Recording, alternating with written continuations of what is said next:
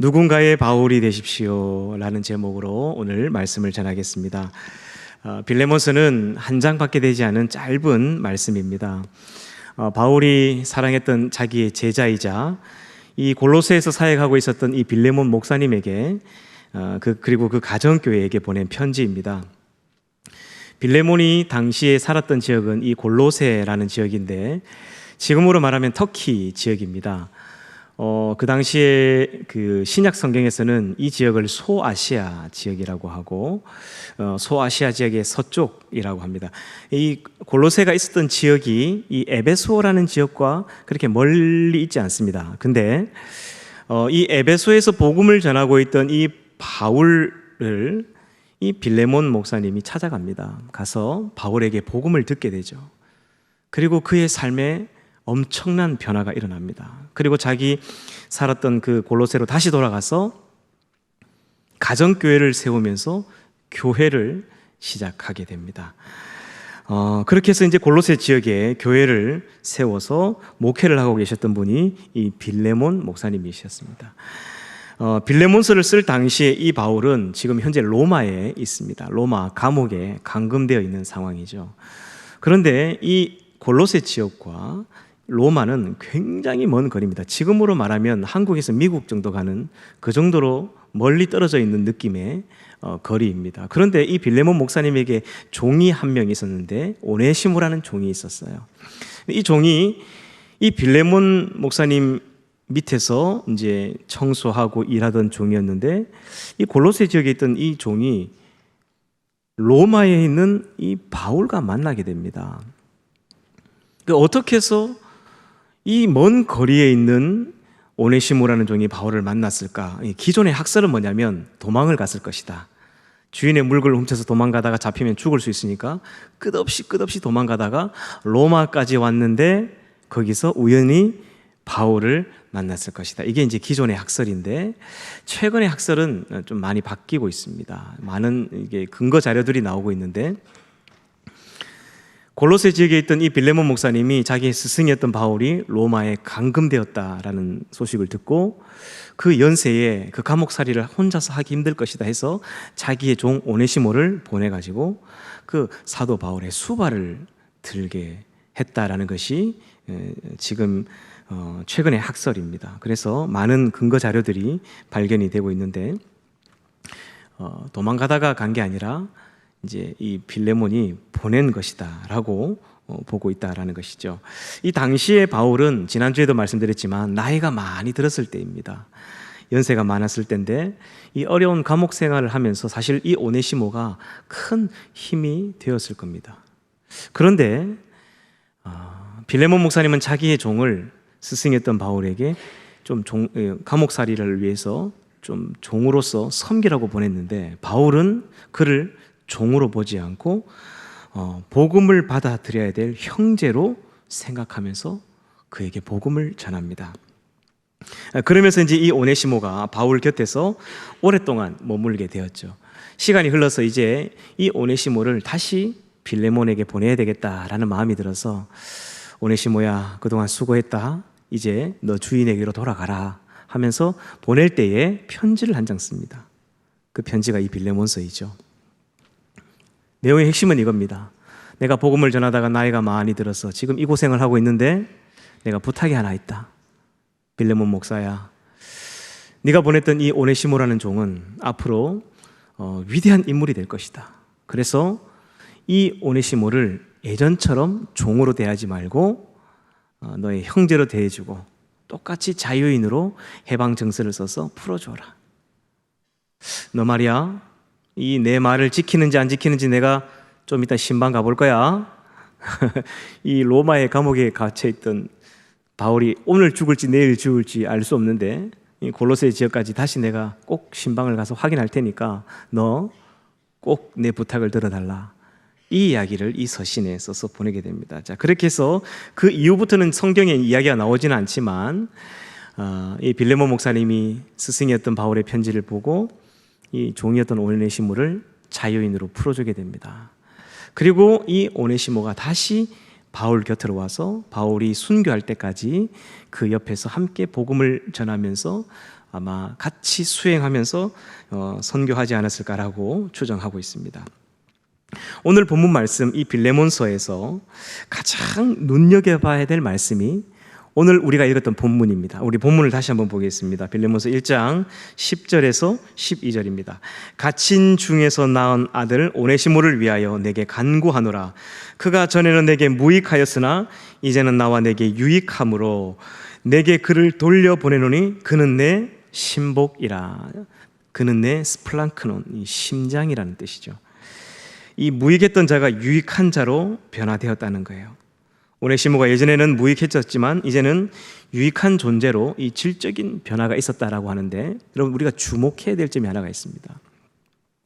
그가 무능한 자에서 유능한 자가 되었다고 말하지 않아요.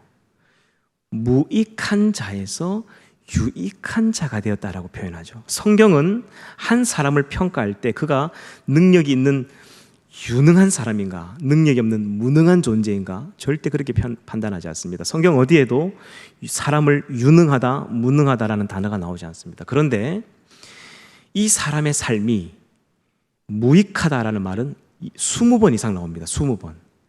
그리고 이 사람의 삶이 유익하다라는 말은 무려 53번이나 나옵니다. 하나님은 우리를 판단하실 때 야야 윤 목사야, 너 설교도 못하고 너는 무능한 목사다, 이렇게 판단하지 않는다는 거예요. 너의 삶이 복음을 받아들인 이후에 과연 유익하게 살았는가 아니면 무익하게 살았는가라고 판단한다는 거예요. 근데 이 오네시모라는 종은 전혀 불필요한 무익한 삶을 살았던 사람이었는데, 오늘 이 말씀은 그의 인생이 갑작스럽게 유익한 자가 되었다라고 말씀하고 있습니다. 11절에서 그렇게 말씀하고 있죠. 어떻게 이렇게 바뀌었을까요? 어떻게 무익한 삶에서 유익한 삶이라고 하나님이 평가하시는 삶이 되었을까요? 그 이야기가 이 빌레몬서 안에 기록되어 있습니다. 어떻게 해서 무익한 자가 유익한 자가 되었는지 이 오네시모는 이 두 종류의 만남을 경험하게 됩니다. 첫 번째 만남은 뭐냐면 오네시모와 빌레몬의 만남이었고, 두 번째 만남은 오네시모와 바울의 만남이었습니다. 먼저 이 오네시모와 빌레몬 사이의 만남을 먼저 생각해 보면, 이 빌레몬 목사님 밑에서 종으로서 10수년을 함께 지냈습니다. 아마 이대로 그냥 살았더라면 그 터키 지방의 골로스 지역 어디에 그냥 이름 없는 한 종으로 살다가 그렇게 생을 마감했을 것입니다. 아무런 삶의 변화가 없었다라는 것이죠. 그런데 여러분 생각해 보면 이 빌레몬 목사님도 사도 바울 밑에서 수학하면서 복음을 받아들였던 사람입니다. 그리스도인이었고 하나님을 신실하게 섬겼던 사람이었습니다. 그러나 그 사람 밑에 10수년을 지낸 종이었지만 이 오네시모의 삶에는 아무런 변화가 없는 무익한 삶을 살고 있었다는 것이, 여러분 우리도 마찬가지 아닙니까? 매일 우리는 누군가를 만나며 살아갑니다. 직장에서는 동료를 만나고, 학교 가면 친구를 만나고, 선후배를 만납니다. 교회 학교에서는 아이들을 만나고, 집에서는 자녀들을 만납니다. 매일 누군가를 만나고 사는데 이 빌레몬이 오네시모를 대하듯 만난다면 그 만남 속에는 아무런 의미 있는 일이 일어나지 않습니다. 반면 다른 만남이 있습니다. 오네시모와 바울의 만남이죠. 이 만남은 역사적인 만남이 됩니다. 오늘 함께 읽은 이 본문 말씀에 보면 오네시모가 변화되어서 예전에는 무익한 자였지만 이제는 유익한 자가 되었다고 하는데, 이게 이 바울을 만남으로써의 바뀌는 시점이 된 것입니다. 여러분 한번 생각해 보세요. 바울을 만나지 못했다면 그냥 평생 노예 중에 하나로 생을 마감했을 것입니다. 그의 부모님은 이 오네시모 이름을 오네시모스라고 지어줍니다. 아들아, 너는 유익한 자가 되어라 하고 이름을 이렇게 지어줘요. 그런데 전혀 그 이름값을 하지 못하고 살아갔습니다. 그런데 이 오네시모가 유익한 자가 되었습니다. 바울을 만나면서이죠. 여러분 바울도 마찬가지지 않습니까? 그가 만약 예수님을 만나지 못했다면 그는 그냥 팔레스타인의 평범한 율법학자로 살다가, 그냥 유대교 중에 한 지도자로 살다가 그의 생을 마감했을 것입니다. 그러나 그가 예수님을 만나고 그의 인생은 완전히 새로운 삶을 살게 되었죠. 오네시모도 마찬가지입니다. 무익한 종이 바울을 만남으로 유익한 삶을 살게 되었다라는 것이죠. 우리도 그래서 우리가 기도해야 될 제목이 하나가 있는데, 하나님, 나도 이런 신앙의 위대한 스승을 만나게 해달라고 기도해야 됩니다. 특별히 우리 자녀들을 위해서도 첫 번째 기도가, 저는 이 기도가 되어야 된다고 생각합니다. 공부도 잘하는 거 중요하고, 또 좋은 대학을 가서 인생에 좋은 직장을 가지는 것도 굉장히 중요하지만, 그보다 앞서 우리가 기도해야 될 제목이 뭐냐면, 하나님, 내 아들이, 내 딸이 이런 바울 같은 위대한 복음의 스승을 만나게 해주십시오. 그래서 무익한 인생이 아니라 유익한 인생으로 살게 해주십시오. 여러분, 마태복음 25장에 보면 하나님이 이렇게 판단하죠. 우리가 하나님 앞에 설 때에 이 무익한 종을 바깥 어두운 데 내쫓으라 라는 이 심판을 하시는 장면을 볼 수 있습니다. 우리의 자녀들이 잘 살고 복을 받고 편안하게 사는 것 중요하는데, 그의 인생이 무익한 종이라면 결국 하나님 앞에 갔을 때에 버림받을 수 있습니다. 그래서 우리의 첫 번째 기도 제목이, 자녀들을 위한 기도 제목이 복음의 위대한 스승을 만나게 해달라는 그 기도가 되어야 된다는 것입니다. 잠언 31장에 보면 주옥 같은 말씀이 나옵니다. 이 르무엘이라는 왕이 한 말을 이 잠언 31장에 기록해 있는데, 사실 르무엘 왕의 말이 아니라 르무엘 왕의 어머니의 기도 제목 같은 교훈이 나와 있습니다. 이런 내용이죠. 아들아, 포도주를 마시는 것은 왕에게 마땅하지 않다. 술을 마시다가 법을 잊어버리게 되어 억눌린 사람들이 불리한 판결을 받을 수 있으니 조심하거라. 너는 말 못하는 사람과 고독한 자의 송사를 위하여 입을 열어라. 너는 입을 열어 공의로 재판하여 억눌린 사람과 궁핍한 사람들의 판결을 바로하거라.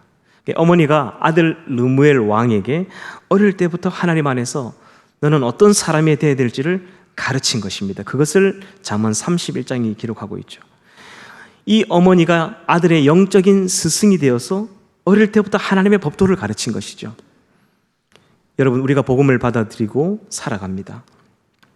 우리는 자녀들에게 복음의 스승일 뿐만 아니라 결국 우리 자녀들이 이 땅을 살아가는 날 동안 누군가의 바울이 되도록 우리가 믿음을 가르쳐야 합니다. 그래야 그의 인생이 하나님 앞에 섰을 때에 무익한 인생이 아니라 유익한 인생이 될 수 있기 때문입니다. 바울은 오네시모를 향해서 그 오네시모를 이렇게 표현합니다. 갇힌 중에 낳은 아들. 12절에 내 심장, 내 신복, 스플랑크논이라고 하죠.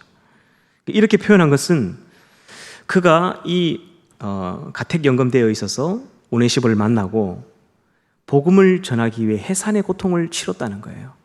그냥 단순히 종이니까 너 일로 와, 앉아, 성경 펴봐라, 이렇게 가르친 게 아니에요. 마땅히 나이도 많이 들었고 그 빌레몬이 자기를 좀 도와주라고 청소도 시키고 밥도 시키고 이 나이 많은 감옥을 좀 수발하라고 보낸 그냥 종입니다. 근데 그 종을 종처럼 대하지 않고 형제로 대하고 그 함께 지내는 동안 그에게 복음을 전하기 위해 해산하는 고통을 다했다는 거예요. 자식을 낳는 해산의 고통을 통해서 복음을 전했다는 거예요. 놀랍지 않습니까, 여러분? 나이가 80이 넘어가는 연세에 오늘 순교당할지 내일 순교당할지 모르는 상황입니다. 바울의 처지가 그랬습니다. 그런 중에도 이름 없는 무익한 한 종을 위해서 해산하는 수고로 복음을 전합니다. 그리고 이 바울과 오네시모의 만남은 이후의 역사의 기록에 보면 위대한 발자취를 남기게 된 것이죠.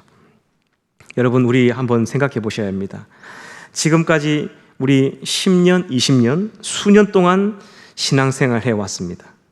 몇 명의 영적인 자녀를 낳으셨습니까? 그리스도인으로 살아간다는 것은 어떤 직분을 받느냐가 받느냐보다 더 중요한 문제가 있습니다. 나는 누군가에게 바울이 되어 주었는가를 생각하셔야 됩니다. 여러분, 이 자리에 앉아 있는 것은 누군가의 여러분의 영적인 스승을 만났기 때문에 이 자리에 있는 겁니다. 누군가의 바울을 통해서 여러분은 복음을 들었기 때문에 이 자리에 앉아 있는 것입니다. 예수 안 믿는다고 아마 밥상을 뒤엎기도 하고 자기 아내가 교회 간다고 막 욕을 한 그런 남자들 여기 몇 명 계시죠?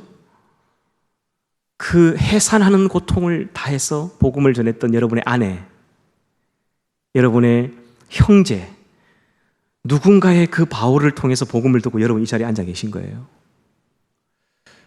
지금까지 그렇게 예수를 믿어 10수년 동안 살아오시면서 여러분은 누군가에게 바울이 되어 주셨는지를 생각해 보셔야 됩니다.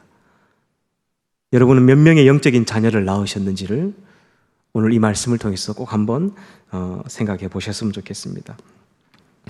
오네시모는 바울이 처음 보는 노예였습니다. 하지만 그도 복음을 받아들여야 될 한 사람, 한 형제로 되었습니다. 여러분 주변을 돌아보면 사실 우리 영적인 아들로 삼아야 될 사람이 많지 않습니까? 집에 가면 자녀가 있고 교회 오면 세신자가 있습니다. 직장에 가면 동료가 있고 집 밖에 나가면 친구가 있고 많은 영적인 아들을 삼아야 될 사람들이 있습니다. 우리가 복음을 은혜로 받았습니다. 우리가 이 땅을 사는 날 동안 하나님 평가하실 때 무익한 그리스도인이 되지 않기 위해선 여러분 누군가의 바울이 되셔야 합니다. 한 가지 더 생각해 볼 것이 있습니다. 오늘 본문 말씀은 이 오네시모를 무익하다라고 표현하는데 진짜 무익했나요? 제가 볼 때 빌레몬 목사님보다 더 유익한 사람 아니었습니까?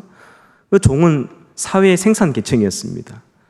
반드시 필요한 존재였습니다. 오히려 집에서 그냥 설교만 하고 가정교회만 세우고 있는 빌레몬 목사님이 더 무익한 사람 아닙니까? 여러분 세상 기준으로 보면 오히려 오네시모는 꼭 사회에서 필요한 구성원입니다.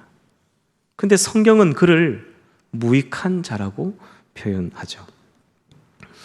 우리도 마찬가지입니다. 우리도 어떤 의미에서는 아침에 일찍 일어나고 늦게 눕는 수고를 하며 사회에 공헌하는 자들입니다.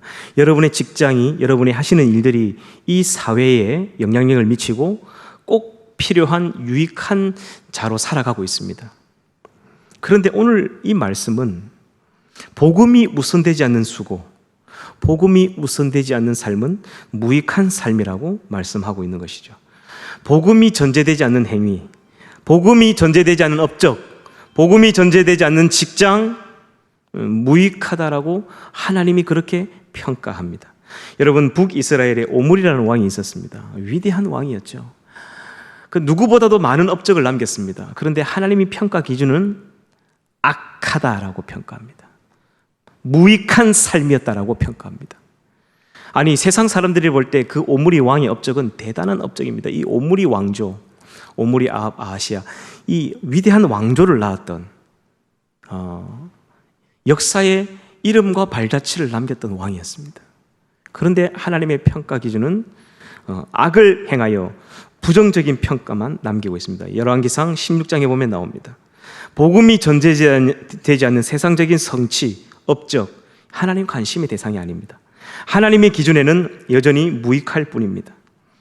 반면 복음이 전제된 노력, 복음으로 살아가는 그 수고, 눈물을 흘리며 씨를 뿌리는 그 모든 복음으로 살아가는 삶은 하나님께서 유익한 자로 평가해주고 있다는 거예요. 여러분 지금까지 신앙생활에 오시면서 유익한 자로 살아오셨습니까? 무익한 자로 살아오셨습니까?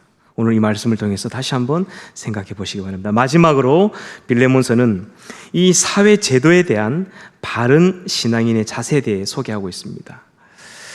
여러분 바울이 이 빌레몬을 종에서 풀어주라고 하죠. 당시에 이 로마에만 종들이 6천만 명이었습니다. 6천만 명. 종이 너무나 당연한 시대였다라는 거죠. 그런데 이 바울이 생각해 보면 노예 인권 해방 운동을 위해서 일하는 사회 운동가였습니까? 아닙니다. 그는 유대 율법 학자였고 그냥 거기에 고립되어 있던 사람이었죠. 그는 그 무엇도 아니었습니다. 그런데 2000년 전 그는 이 한 노예를 자유인으로 풀어주라는 말씀을 합니다. 여러분, 미국의 노예 해방 운동이 일어나서 그 해방 운동이 시작된 것이 1865년이었습니다. 해방된 것이. 우리나라에 종이라는 제도가 없어진 것이 불과 한 100년도 되지 않죠. 한 세기도 되지 않습니다. 그런데 2000년 전 바울이 노예를 헬라인이나 유대인이나 종이나 자유인이나 남자나 여자나 우리가 하나님 안에서 평등하다라는 것을 깨닫게 됩니다. 어떻게 깨닫게 되었을까요, 여러분? 그가 인권 운동을 했던 사람도 아니고 노예 해방 운동을 했던 사람이 아닙니다. 그런데 어떻게 알았을까요? 예수 그리스도의 복음 때문이에요. 진리의 말씀이 들어오니까 하나님이 창조하신 모든 사람들은 하나님 앞에서 평등하다는 것을 깨닫게 되고 6천만 명이 있었던 노예 제도가 이것은 문제가 있다는 걸 깨닫게 됩니다. 복음을 깨달으면서부터 이것이 잘못되었다는 것을 깨닫게 됩니다. 그리고 그는 이 한 종이었던 노예를 자유인으로 풀어주라는 부탁을 하게 되죠. 여러분, 사실 이 놀라운 것입니다. 이것이 말해주는 바가 무엇인가요? 우리가 이 부정과 부패한 불합리한 사회를 살아가고 있습니다. 여전히 뉴스를 틀 때마다 참 속이 상합니다. 제발 정치하는 분들이 나라를 제대로 이끌지 못해도 괜찮으니까 싸우지만 않았으면 좋겠습니다. 왜 그렇게 서로 물고 뜯고 싸우는지. 이런 불합리하고 부정부패가 난무하는 세상을 살아가고 있는데 어떻게 이 세상을 바꿀 수 있을까? 저는 복음이라고 생각합니다. 복음. 하나님의 진리의 말씀이 우리 안에 바로 오면 이 세상의 불합리함과 부조리함이 우리 눈앞에 보이게 되어 있습니다. 바울이 그러했거든요. 그는 노예 해방 운동가도 아니었고 사회 운동가도 아니었습니다. 그러나 하나님 앞에서 모든 사람들은 평등하다라는 것을 깨닫게 되고 이 오네시모라는 종을 자유인이 되라고 있을 수 없는 요청을 하게 되고 결국 그 요청은 받아들여지게 되고 자유인이 되었습니다. 여러분, 우리가 예수 그리스도의 가르침에 충실할 때에 한 사람이 예수 그리스도의 복음으로 충실할 때 그 한 사람 한 사람이 모여 이 세상은 반드시 변화될 줄 믿습니다. 이 세상의 부조리함과 부정과 부패는 어떻게 변화될 수 있는가? 정치인들은 제가 볼 때 주님 오실 때까지 그것을 바꿀 수 없을 것 같아요. 소망이 보이지 않습니다. 소망은 그리스도인에게 있습니다. 진리의 말씀을 깨달은 하나님의 사람들, 이 복음을 제대로 깨달은 한 사람이 이 부정과 부패가 난무한 세상을 변화시킬 수 있다라고 확신합니다. 여러분, 성경에 많은 믿음의 선진들이 있습니다. 특별히 의사 누가를 생각해 보십시오. 그는 헬라인이었습니다. 예수님을 자기 눈으로 직접 본 사람도 아닙니다. 그런데 세상으로부터는 존경받는 사람이었고 사회 구성원으로는 유익한 사람이었습니다. 그런데 그가 그 자기의 직업을 내려놓고 사도 바울의 제자가 됩니다. 그리고 사도 바울의 2차 전도 여행부터 따라다니기 시작하죠. 그 누가가 남긴 업적이 무엇인가요? 누가복음이죠. 그리고 사도행전입니다. 신약 성경 27권 중에 가장 영향력 있는 이 두 권의 성경을 쓰게 됩니다. 예수님을 단 한 번도 본 적이 없어요. 그런데 베드로보다 마태보다 마가보다 요한보다 예수님에 대해서 더 자세하게 예수님의 행적을 기록해서 누가복음을 완성합니다. 위대한 발자취를 남겼습니다. 조선시대 이 백정으로 살았던 최하층 신분이었던 박성춘이라는 인물이 있습니다. 박성춘. 당시에 이 천민은 말 그대로 당나귀 취급을 받았던 존재죠. 당나귀 취급. 당나귀와 천민, 당나귀와 노예가 공통점이 그냥 같은 짐승이라는 거죠. 다른 게 딱 하나가 당나귀는 말귀를 못 알아듣고 사람은 말귀를 알아듣는다는 거예요. 이게 이 종과 당나귀의 공통점이자 차이점입니다.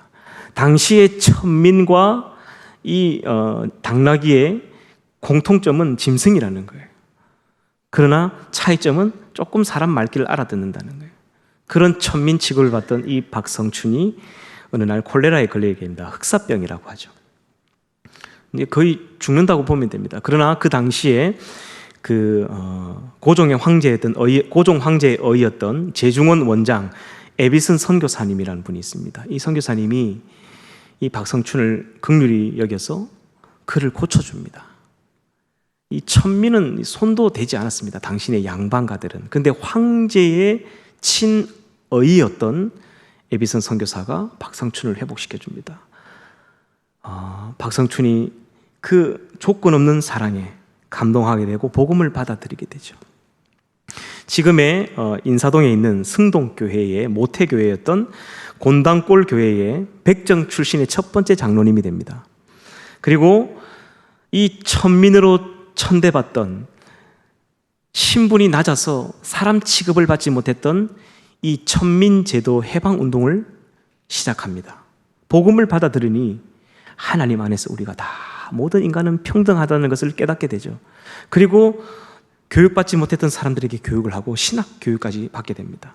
그리고 훗날 자기의 자녀들 최초의 서양 의학 의사인 박서양을 배출하게 됩니다. 무익하고 버림받았던 인물이 복음의 스승을 통해 교회의 귀한 기둥이 되었고 이 나라와 민족의 위대한 업적을 남기는 인물이 되었습니다. 이제 제가 말씀을 맺도록 하겠습니다. 김춘수의 꽃이라는 시가 있습니다. 내가 그의 이름을 불러주기 전에는 그는 다만 하나의 몸짓에 지나지 않았다. 내가 그의 이름을 불러주었을 때 그는 나에게로 와서 꽃이 되었다. 노예라는 몸짓에 불과하지 않았던 오네시모가 바울이라는 영적인 스승을 만나서 그의 인생이 꽃처럼 피었습니다. 훗날 기록에 보면 이그나티우스라는 이 대주교가 에베소 교회에 보낸 편지에 보면 오네시모 주교라는 말을 씁니다. 그러니까 한 천한 종이 훗날 에베소 교회의 대감독이 됩니다. 이건 있을 수 없는 일이었죠. 이름 없는 한 종, 그 빌레몬 목사님 밑에 있었다면 일평생 한 종으로 인생이 끝났을 사람입니다. 그러나 그가 바울을 만나면서 그의 인생은 에베소 교회의 대주교의 발자취를 남기게 됩니다. 지금까지 오네시모처럼 평생을 무익한 자로 살아왔는지 모르겠습니다. 하지만 오늘 말씀에 근거하여 우리 결단했으면 좋겠습니다. 복음이 전제되지 않는 삶은 하나님 앞에서 무익할 뿐이다. 아직 복음의 정수를 모르는, 복음의 스승을 만나보지도 못한 사람들에게 여러분 누군가의 바울이 되어 주십시오. 이미 복음을 받아들인 분들이 있다면 주변 사람들을 보십시오. 나는 이 그리스도의 복음을 받아들인 이후로 나를 만난 나의 자녀, 나를 만난 학교의 선후배, 나를 만난 직장의 우리 동료, 나를 통해 그들에게는 삶의 변화가 있었는가? 나는 누군가의 바울로 살아왔는가를 다시금 돌이켜보며 우리 모든 성도님들이 누군가의 바울이 되어주시길 주님의 이름으로 축원합니다.